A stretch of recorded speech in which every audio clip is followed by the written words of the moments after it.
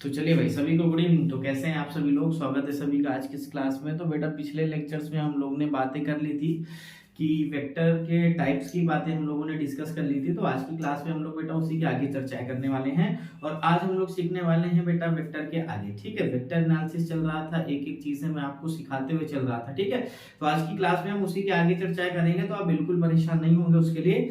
तो चलिए भाई, अगर हम बात करें सर, उस दिन हम लोगों ने टाइप ऑफ वेक्टर की बात कर ली थी, आपको सारे वेक्टर के टाइप हमने सिखा लिया था। ठीक है, तो आज की क्लास में हम लोग सर बात करेंगे एडिशन ऑफ वेक्टर और सब्ट्रैक्शन ऑफ वेक्टर की बात करेंगे। और आइए समझते हैं कि किस तरह हम लोग वेक्टर को एडिशन है ना ऐड कर सकते हैं, वेक्टर को कैसे हम सब्ट्रैक्ट कर सकते हैं, वेक्टर को कैसे मल्टीप्लाई कराया जा सकता है।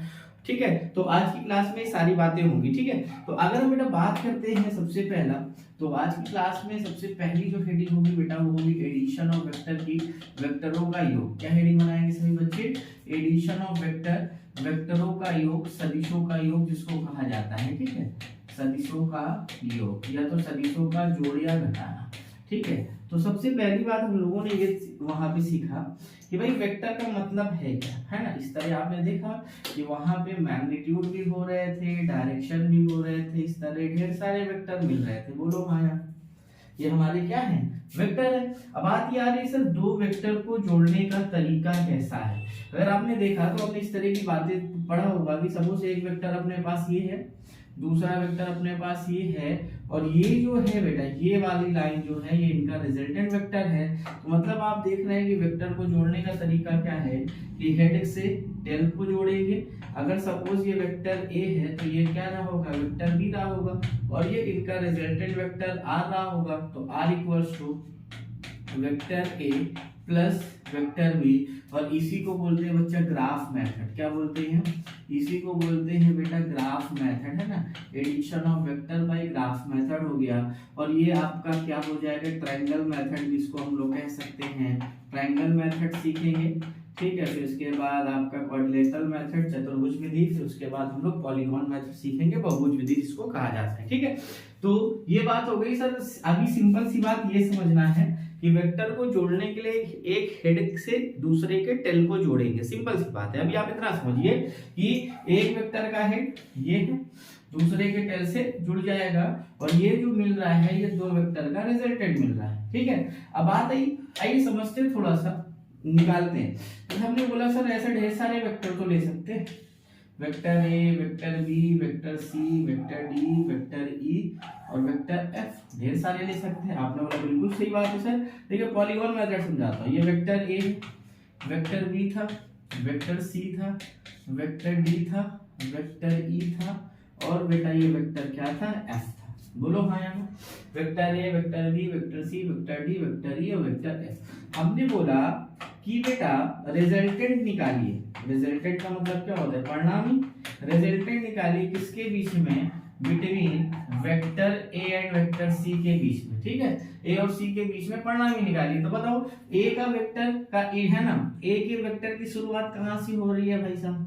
है ना, सी यहाँ खत्म हो रहा है, ए यहाँ हो रहा है, और सी के बीच में पूछा है। तो बताओ ये वाला लाइन जो होगा वो रिजल्टेंट हो जाएगा। बोलिए ए प्लस बी प्लस सी। ठीक है, बी और सी के बीच में पूछता, ये आप खींचते भैया क्या आता? बी प्लस सी। सी और डी के बीच में पूछता, ये रिजल्टेंट बनता vector C plus vector D. बात क्लियर हो गई? तो ये बेटा पॉलीगॉन मेथड है एडिशन ऑफ वेक्टर की।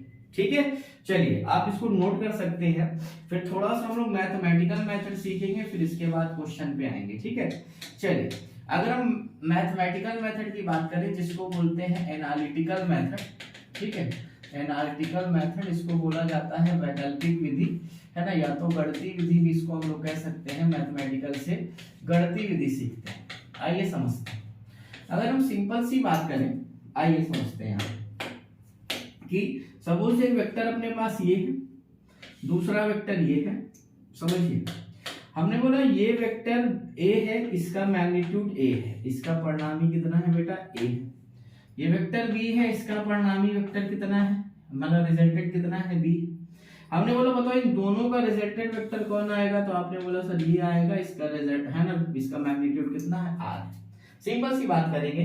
हमने बोला सर थोड़ा सा इसको आगे बढ़ा लेते हैं, और यहाँ से लाइन खींच दिया, ये एंगल थीटा बनाया, बोलो हाँ या ना।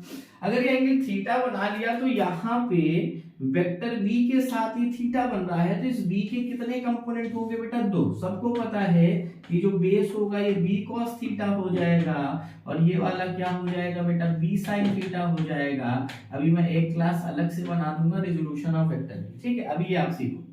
तो अगर हम बात करें ये ट्रायंगल ए है, ये बी है, ये सी है, तो आप बताइए क्या हमारा राइट एंगल ट्रायंगल है ए बी सी? बोलो हाँ ना। समकोण त्रिभुज है तो यहाँ पे लिखेंगे by using PG theorem, Pythagoras प्रमेय से, बोलो हाँ या ना। By using PG theorem, Pythagoras प्रमेय से। बताइए पाइथागोरस प्रमेय क्या कहती है?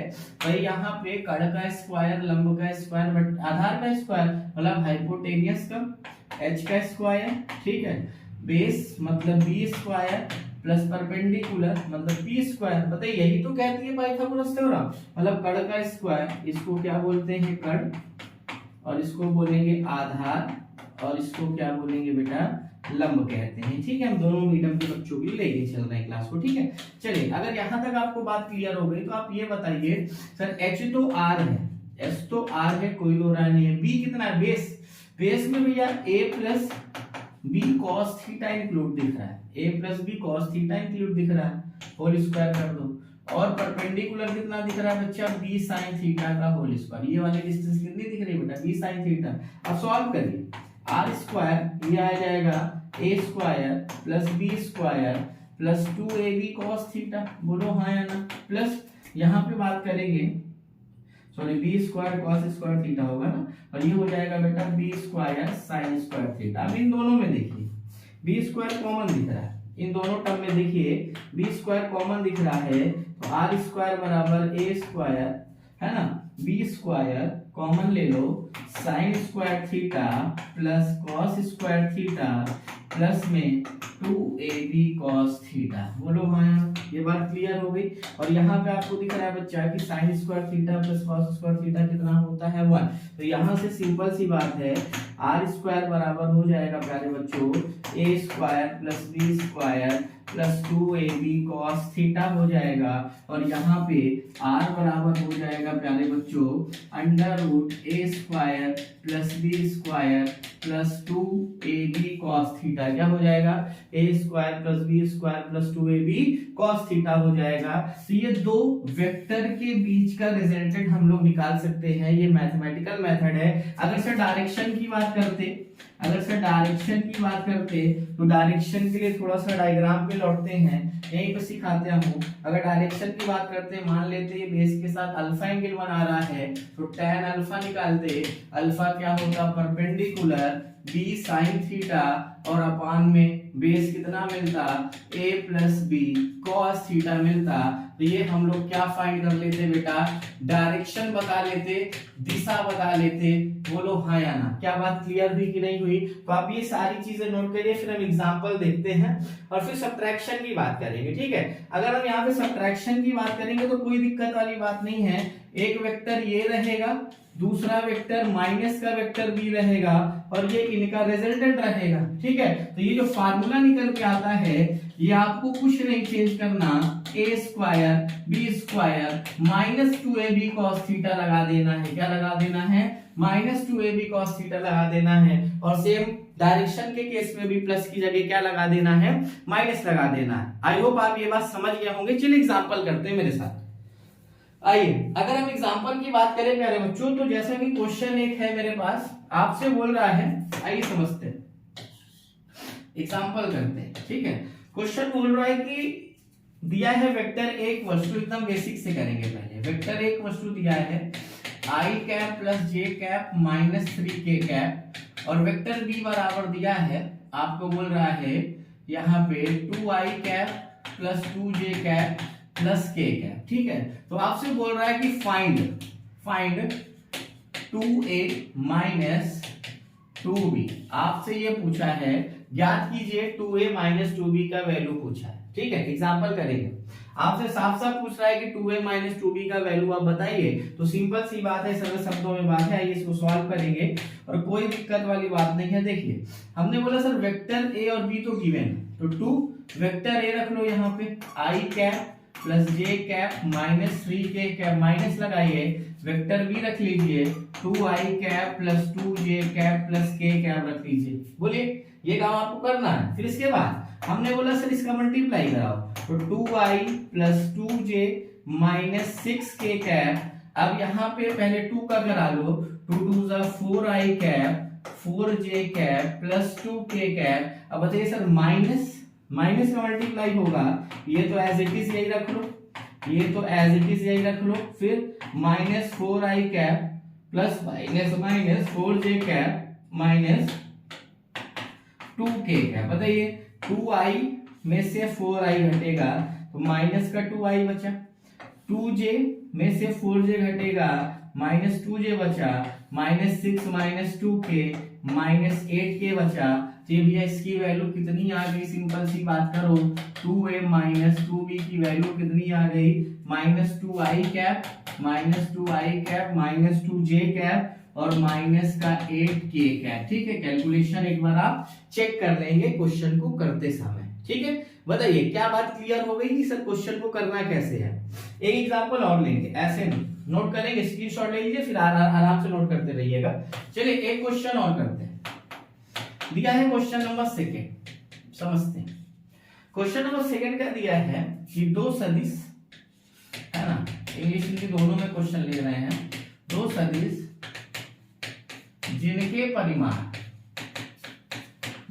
परिमाण क्रमशः 3 मात्रक तथा 4 मात्रक है, 3 मात्रक तथा 4 मात्रक हैं, और यदि ये, है ना, और यदि ये परस्पर लंबवत है, और यदि ये परस्पर लंबवत है, ठीक है, तो परिणामी ज्ञात कीजिए, तो परिणामी ज्ञात कीजिए। r का मान पूछा है तो परिणामी ज्ञात कीजिए। ठीक है, बोल रहा है कि if two vector are perpendicular to each other, लिख सकते हैं if two vector are perpendicular to each other, two vector are perpendicular to each other। ठीक है, बोल रहा है magnitude of vector A and vector B are, magnitude of vector A and vector B are 3 and 4 unit respectively. ठीक है, respectively find resultant vector, है ना, find result. ठीक है, चलिए क्वेश्चन तैयार कर लीजिएगा, है ना, आराम से। बोला है कि दो वेक्टर हैं जिनके मैग्नीट्यूड 3 और 4 हैं, आपको बोला है कि दोनों परपेंडिकुलर हैं, तो ए और बी का बीच का रिजल्टेंट बताइए। चलिए अगर हम सिंपल सी बात करें, सरल शब्दों में बात करें, तो कोई दिक्कत वाली बात नहीं है, एकदम आसान से क्वेश्चन को किया जा सकता था। बोल रहा है सिंपल सी बात है, ए का वैल्यू है 3 यूनिट, चलिए मेरे साथ सीखिए। बी का वैल्यू कितने हैं बेटा, 4 यूनिट है, बोलो हाँ या ना। ठीक है, इसके बाद बोल रहा है सिंपल सी बात, थीटा परपेंडिकुलर है तो 90 है, तो फार्मूले में रखिए ना, under root A square plus B square plus 2ab cos theta. अब यहाँ रखिए सारी वैल्यू, 3 का स्क्वायर 9, 4 का स्क्वायर 16, 2 गुणे 3 गुणे 4 cos 90, और सबको पता है प्यारे बच्चों cos 90 की वैल्यू होती है 0, तो यहाँ से आंसर क्या मिला, r बराबर अंडर रूट 25, और आपसे पूछ रहा है r बराबर कितने यूनिट, अंडर रूट 25 रूट से बाहर आएगा तो 5 यूनिट आ जाएगा आंसर। कितना आ जाएगा, 5 यूनिट आंसर आ जाएगा। ठीक है, बोलिए बात क्लियर है। चलिए अगला क्वेश्चन, चलिए क्वेश्चन नंबर नेक्स्ट, क्वेश्चन करेंगे सर, क्वेश्चन सिखाना। बोला है कि दो ऐसे वेक्टर हैं जिनका परिमाण एक यूनिट वेक्टर है। ठीक है, इसका जो मैग्नीट्यूड है एक यूनिट वेक्टर है, और बोल रहा है कि अगर इनका रिजल्टेंट भी एक यूनिट वेक्टर, ठीक है, बोल रहा है क्वेश्चन में कि अगर इनका रिजल्टेंट भी एक यूनिट वेक्टर है, तो आपसे बोला है कि बताइए angle between A and B, A और बी के बीच कोण कितना होगा। ये क्वेश्चन बोला है, ये क्वेश्चन करा चुके हैं क्लास में, ए और बी के बीच कोण कितना होगा। ठीक है, कोण कितना होगा ये आपसे पूछा है, angle between A and B. बोल रहा है कि if vector A equals to इतना, वेक्टर बी इक्वल्स टू इतना, और बोल रहा है कि ए एंड बी के बीच का कोण बताइए कितना हो जाएगा। तो सिंपल सी बात है, फार्मूले पे चलते से बोल रहा है कि सारे यूनिट वेक्टर, मतलब जो वेक्टर ए है वो भी एक यूनिट वेक्टर है, वेक्टर बी है वो भी एक यूनिट वेक्टर है, और उनका रिजल्टेंट भी एक यूनिट वेक्टर है। ध्यान से सुनिएगा, ए भी यूनिट वेक्टर, बी भी यूनिट वेक्टर, और उनका रिजल्टेंट भी एक यूनिट वेक्टर है। तो आपसे पूछ रहा है angle between A and B. Same question ऐसे आज हुए हैं क्लास में, आइए देखते हैं, फिर से सॉल्व करते हैं। अगर हम बात करें बेटा तो R बराबर फार्मूला है under root A square plus B square plus 2ab cos theta हो जाएगा। ठीक है, बोला R का वैल्यू 1 है, ये भी 1 है, बी भी 1 है, ये भी 1 है, बोलो हाँ या ना। और यहाँ पे cos थीटा स्क्वायर करो, स्क्वायर करोगे कोई फर्क नहीं पड़ेगा, 1 1 2 प्लस 2 cos थीटा, प्लस में है इधर आएगा माइनस में जाएगा, बोलो तो ये हो जाएगा -1 बराबर 2 cos थीटा। तो cos थीटा बराबर -1/2 क्या हो जाएगा, cos थीटा इक्वल्स टू -1/2, और -1/2 भैया किसकी वैल्यू होती है, 120 की वैल्यू होती है। किसकी वैल्यू हो जाएगी, 120 की वैल्यू हो जाएगी। ठीक है, यहां से कर सकते थे आप क्वेश्चन को, आसान था। अगला क्वेश्चन, चलिए अगले क्वेश्चन है ना, एक एक कॉन्सेप्ट पे बेटा ढेर सारे क्वेश्चन सीखेंगे। अगला क्वेश्चन क्या है, ठीक है, बोल रहा है कि mod of a plus B equal to है बच्चा mod of a minus B. ठीक है, तो बोल रहा है कि find angle between a and b। आपसे ये क्वेश्चन में बोल रहा है कि अगर mod a plus B equal है किसके, मॉड a माइनस बी के, तो बोल रहा है find the angle between a and b। तो सिंपल सा सरल शब्दों में आंसर करना था ये, सिंपल सा तोड़ लेते इसको, a square plus B square plus 2ab cos theta में टूटता a square plus B square minus 2ab cos theta में टूटता, ये दोनों कट जाते, होता बेटा 4ab cos थीटा बराबर 0। तो cos थीटा बराबर 0, और 0 किसकी वैल्यू होती है, 90 की वैल्यू होती है कि नहीं होती। तो यहाँ से थीटा का मान कितना आ जाता, 90 डिग्री आ जाता। कितना मिल जाता, थीटा की वैल्यू प्यारे बच्चों 90 डिग्री मिल जाती यहाँ से। ठीक है, बात क्लियर हो गई सभी प्यारे बच्चों को। चलिए होते, अब मेरे हिसाब से क्वेश्चन आप लगा लेंगे एडिशन ऑफ वेक्टर के। चलिए भैया कर लीजिएगा, आइए आगे बात करते हैं। ठीक है, हाँ बेटा फटाफट रिवीजन करें क्योंकि आपके स्कूल में एग्जाम होने वाले हैं। ठीक है, इसलिए हम कराएंगे, फिर आपका नेक्स्ट सेशन में हम एकदम बेसिक डिटेल से सारी चीजें पढ़ेंगे क्लास 11 के लिए भी। ठीक है, अभी आपके एग्जाम होने वाले हैं तो ये चैप्टर बहुत इंपॉर्टेंट है एग्जाम के पॉइंट ऑफ व्यू से, वहां पे जरूर ये क्वेश्चन बनते हैं। चलिए आगे बात करते हैं। Product of two vector, product of two vector. ठीक है, दो सदिशों का गुणनफल, दो सदिशों का गुणनफल। चलिए दो सदिशों के गुणनफल की बात करते हैं। ठीक है, तो प्यारे बच्चों यहाँ पे दो बातें अपने को सीखना है, समझिए ध्यान से। एक बेटा करना है हमें अदिश गुणनफल, स्केलर प्रोडक्ट।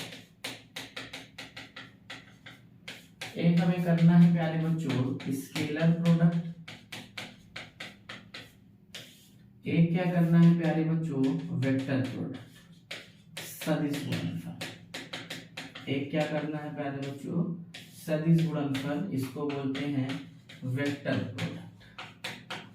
ठीक है, इन दोनों का एक एक इंग्लिश नाम और है, इसको समझ लीजिए। इसको बोलते हैं डॉट प्रोडक्ट, इसको कहते हैं डॉट प्रोडक्ट, और इसको कहते हैं क्रॉस प्रोडक्ट। क्या कहते हैं, डॉट प्रोडक्ट, और एक को बोलते हैं बेटा क्रॉस प्रोडक्ट करते हैं। ठीक है, ऐसा क्यों, इसमें जब मल्टीप्लाई कराते हैं तो हम लोग चिन्ह, गुणे का चिन्ह डॉट लगाते हैं, इसमें क्या लगाते हैं, क्रॉस लगाते हैं। ऐसा इस बेसिस पे इसका नाम पड़ा। तो समझते हैं सर यहाँ पे डॉट प्रोडक्ट और क्रॉस प्रोडक्ट का मतलब क्या है। ठीक है, एक एक को डिस्कस करेंगे, थोड़ा सा लंबा टॉपिक है। तो आज हम लोग स्केलर पढ़ लेंगे, कल हम लोग वेक्टर पढ़ेंगे। ठीक है, चलिए क्योंकि क्वेश्चन भी करने हैं, हाँ आराम से एक टॉपिक को डिस्कस करेंगे। अगर हम बात करें प्यारे बच्चों स्केलर प्रोडक्ट की, किसकी बात करें, स्केलर प्रोडक्ट, इसको हिंदी में क्या बोलते हैं प्यारे बच्चों, सभी कमेंट करके बता दो। अदिश गुणनफल कहते हैं सर, वेरी गुड, क्या कहते हैं, अदिश गुणनफल कहते हैं।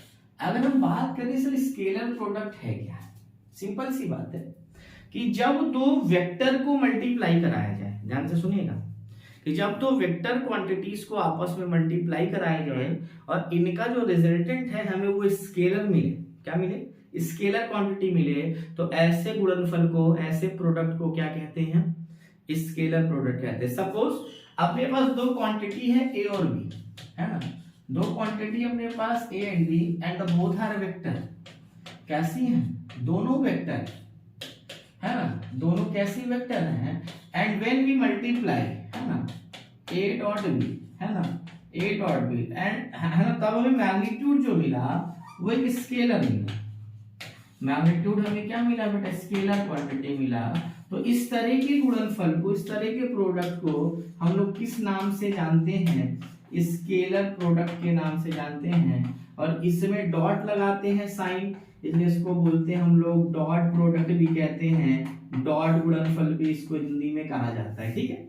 सपोज अब मान लेते हैं कि यदि, है ना, if vector A and B, है ना, वेक्टर ए और बी जो है वो किसी एंगल में, किसी थीटा पर है, किसी एंगल पर है, then A dot B equals to क्या हो जाएगा, mod A mod B cos theta, क्या हो जाएगा, mod A mod B cos theta हो जाएगा।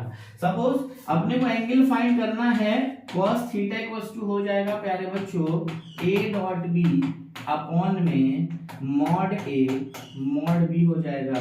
This is the formula to find, है ना, angle between vector A and B, ठीक है। चलिए अब बात करते हैं कुछ प्रॉपर्टीज की जो एग्जाम में जहां से क्वेश्चन बनाता है, ठीक है। पहली प्रॉपर्टी प्यारे बच्चों कि we can write A dot B equals to B dot A, है ना, इसको बोलते हैं बेटा कम्यूटेटिव लॉ, मतलब क्रम विनिमय नियम का पालन करता है, कम्यूटेटिव लॉ कहते हैं, क्रम विनिमय नियम का पालन करता है, मतलब है ना, स्केलर को आपस में इंटरचेंज किया जा सकता है, मैग्नीट्यूड पे कोई फर्क नहीं पड़ेगा क्योंकि यहाँ पे डायरेक्शन का कोई रोल नहीं है, बात को समझिए। फिर दूसरा है बेटा डिस्ट्रीब्यूटिव लॉ, अगर इसको बात करें वितरण नियम, सपोज ए है, यहाँ पे दो वेक्टर हैं, vector B plus vector C, vector A dot vector B plus vector C है, तो आप सबसे पहले ए डॉट बी करा लो, ए डॉट बी कराओ, फिर प्लस लगाओ ए डॉट सी करा लो, क्या करा लो, ए डॉट बी कराओ और फिर प्लस लगाओ ए डॉट क्या करा लो प्यारे बच्चों, सी करा लो। बात क्लियर हुई कि नहीं हुई? तो सबसे पहले इन दोनों का गुणनफल करा लो, फिर इसका करा लो। अब बात आती सर कराएंगे कैसे, है ना, कराएंगे कैसे समझिए।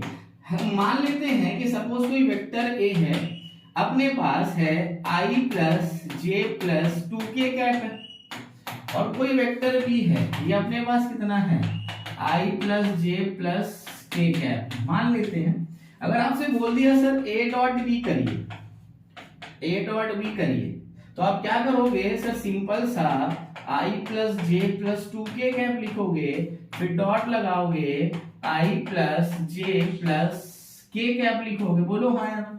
फिर जैसा सिंपल आप करते आए हो कि इस i का मल्टीप्लाई पहले इन तीनों में कराओगे, फिर j का मल्टीप्लाई इन तीनों में कराओगे, फिर k वाले का मल्टीप्लाई इन तीनों में कराओगे और सबको जोड़ोगे, वही आंसर आएगा। बिल्कुल सही बात है, लेकिन हम ऐसा क्यों करें?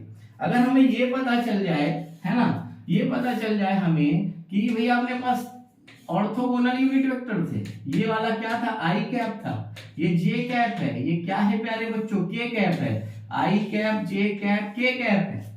अगर हमें ये पता चल जाए कि दो ऑर्थोगोनल यूनिट वेक्टर का स्केलर प्रोडक्ट क्या है, तो हमारी बात आसान बन जाए। ये तीन बातें याद रखो, i डॉट i मिले वैल्यू कितनी होगी 1, j डॉट j मिले वैल्यू कितनी होगी 1, k डॉट k मिले वैल्यू कितनी होगी 1। ध्यान में रखना, मतलब i dot i j dot j k dot k का स्केलर प्रोडक्ट क्या होगा, हमेशा 1 होगा। यहीं पे बेटा अगर ये मिल जाए, है ना, i dot j 0, j dot k 0, a dot i 0। मतलब साफ है कि अगर सेम में मल्टीप्लाई कराते हैं तो हमें 1 मिलेगा, दूसरे के साथ कराते हैं तो हमें 0 मिलेगा। तो टेंशन यही खत्म, क्योंकि जब मैं i का i से करा देता तो 1 मिलता, लेकिन मैं किसी से भी कराता तो मुझे वैल्यू कितना मिलता, 0 मिलता। अगर मैं j का j से कराता 1 मिलता, बाकी किससे कराता 0 मिलता। तो सबसे बड़ा कहानी में ट्विस्ट आया कि आपको सब कुछ करना ही नहीं है, बस आपको ऐसे लिखना है, वेक्टर है ऐसे लिखना है। ये तरीका सिखाता हूँ, ऐसे आपको लिखना है, और वेक्टर भी आपको ऐसे लिखना है, i प्लस जे प्लस के कैप लिखना है। और भैया अपने को बताना है a डॉट b बताना है, तो a डॉट b बताओ, i डॉट i 1 हो जाएगा, प्लस प्लस प्लस, तरीका सीखो, j dot j 1 plus plus plus, 2 1 जा 2, k डॉट k 1 हो जाएगा। बताइए 1 2 4 कितना हो जाएगा, 4 यूनिट आपका आंसर आ जाएगा। बोलो भाई क्या बात क्लियर हुई कि नहीं? एकदम आसान तरीका सिखा दिया मैंने, कुछ भी नहीं करना, कैसे भी हो। अब आप मन में क्वेश्चन आ रहा होगा सर ऐसा हो जाए तो, देख ऐसा हो जाए तो कैसे करेंगे, i cap minus 2j cap plus 3k cap, और वेक्टर भी है i cap plus 2j cap minus 3k cap, ऐसा दे दे तो प्लस माइनस में कुछ नहीं करना, हमने बोला सामने सामने लिखा रहने दो।